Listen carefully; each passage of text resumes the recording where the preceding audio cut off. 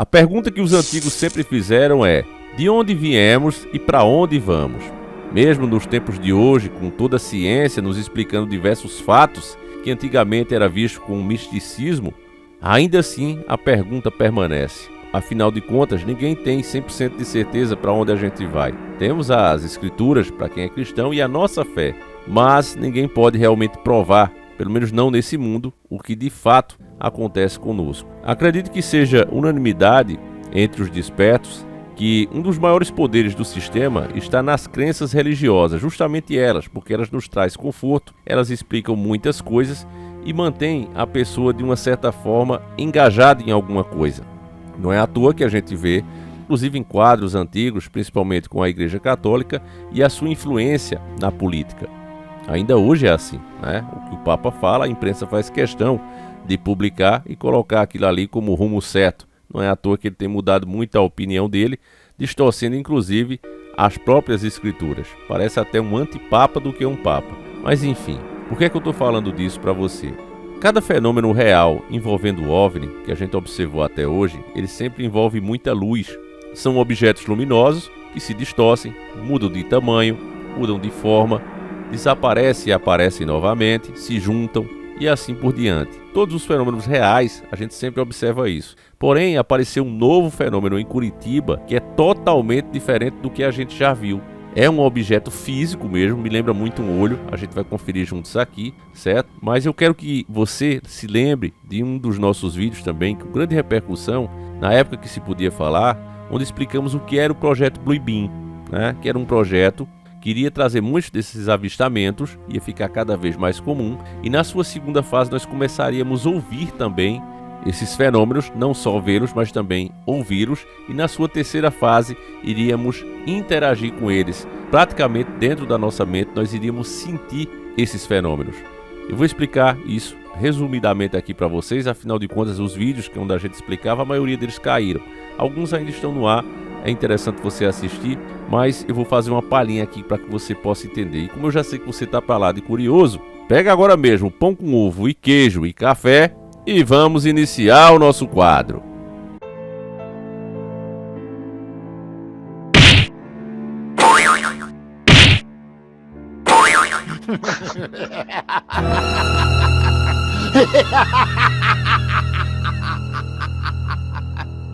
É sobrenatural.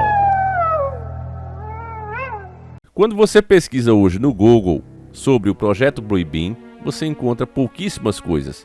Parece que há um esforço muito grande para tratar essas teorias como teorias mesmo, né? Como coisas impossíveis de acontecer, besterol e perigosas para que você fique falando sobre. Eu não entendo o perigo. Se é só besteira, né? Qual é o problema? Nós assistimos desenho, também é considerado besteira. Nós assistimos filmes, também é considerado besteira. E por que só essa besteira tem que ser escondida? Bom, talvez a resposta seja porque não é tão besteira assim. E é isso que eu quero conferir junto com você aqui, meu querido irmão.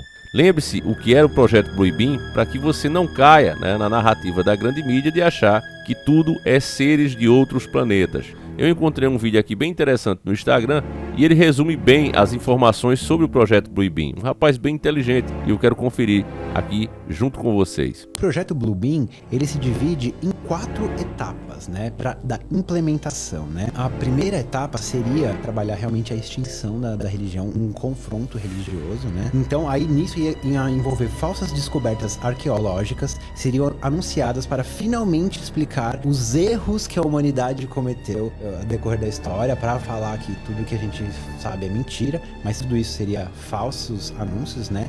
E o segundo passo seria envolver um gigantesco show espacial, com projeções holográficas em 3 dimensões, né? Em todo o planeta. A projeção iria tomar a forma de divindades predominantes de cada religião, e ao final do show, todos eles se uniriam e iam se formar o anticristo. E para a terceira etapa, eles começariam um processo de comunicação eletrônica e telepática de 2 vias, através de pequenas ondas sonoras sonoras, eles iriam fazer todos os seres humanos acreditar que esse novo Deus está se comunicando com cada um. Então você meio que ia começar a sentir, ouvir uns barulhos, e você ia achar que tem alguma coisa se comunicando com você, e seria esse novo Deus, né? A última etapa seria invasão alienígena. Eles iriam fazer de tudo para diversos equipamentos eletrônicos que estejam na sua casa, por exemplo. Eles começam a ter problemas justamente pra você acreditar que aquela invasão alienígena é muito real, entendeu? O resumo do que os caras queriam é que você acreditasse nesse novo ser, né, nesse novo Deus, e a nova ordem mundial teria o controle das pessoas através dessa nova religião. É interessante quando ele fala na questão das falsas descobertas arqueológicas, porque o tempo todo a gente está ouvindo falar delas, e não é de hoje, né? Quantas vezes você já ouviu, olha, o cristianismo é uma cópia dessa religião aqui, ó, e tal, né? Mas ninguém para perguntar, olha, mas a pessoa que achou, qual é a crença dela? A pessoa que achou, quem paga o salário dela? E em que está interessado? Se as pessoas parassem, né, para fazer esses questionamentos, elas não confiariam nessas informações que vêm do sistema tão facilmente. Não estou nem dizendo que é mentira, mas eu diria que haveria, né, uma certa desconfiança, porque maldito é o homem que confia no homem. Mas eles vão trazendo essa informação, negando outras, e assim vai fazendo literalmente a história, ou pelo menos reescrevendo a história. São diversas teorias e fatos que acontecem no dia a dia ao longo da história, que de repente muda sua interpretação. E nós vemos isso acontecendo o tempo todo, com diversos assuntos. Nesse caso, especialmente de Curitiba, o que torna ele diferente dos demais é que ele tem as imagens, né, dessa vez nitidamente. E há uma forçação de barra, como sempre, para falar de objetos voadores. Por exemplo, em 17 de 8 de 2024, a Globo publicou o seguinte: estou arrepiado, estão mudando de cor. Ouça parte dos relatos inéditos de pilotos brasileiros sobre OVNIs. Informes do ano passado foram divulgados pelo Arquivo Nacional e trazem relatos de objetos voadores avistados por aviadores, né? E aqui tem, ó, o relatório mesmo, como você pode ver, né? Ele falando, ó, uma bola pequena, a grande variando, ó, tá vendo? 10 vezes mais rápido que um avião comercial.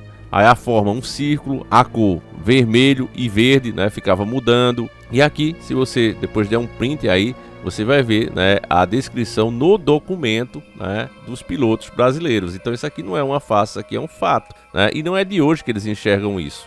Não é de hoje, a gente sabe muito bem. Agora, como sempre, eu fiz questão de trazer esse documento para que vocês possam observar, né? Se trata sempre de objetos luminosos. A diferença desse de Curitiba é que ele não é luminoso.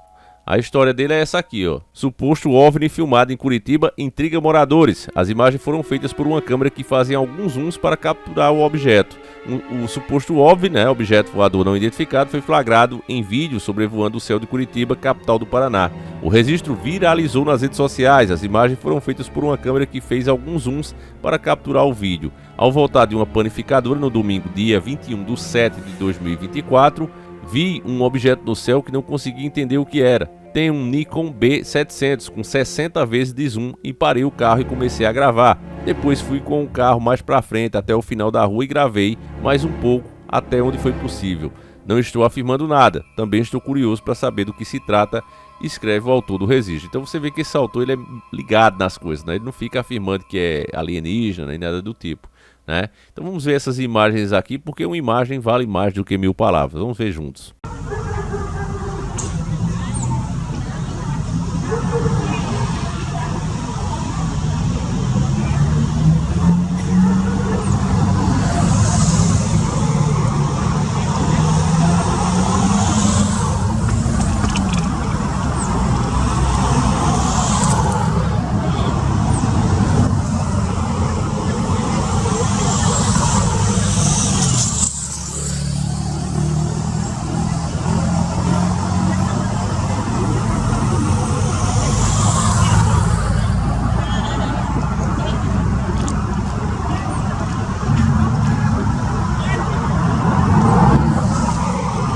Agradecer aqui ao nosso irmão J. Nunes, né, por ter me mandado essa matéria aí, muito interessante. Um abraço forte, J. Nunes. Bom, como eu disse para vocês, esse foge de todos os padrões, né? E você vê bem que ele parece ser um objeto mesmo. Inclusive me lembra muito um olho. Não sei se vocês também tiveram essa impressão, mas para mim pareceu muito um olho.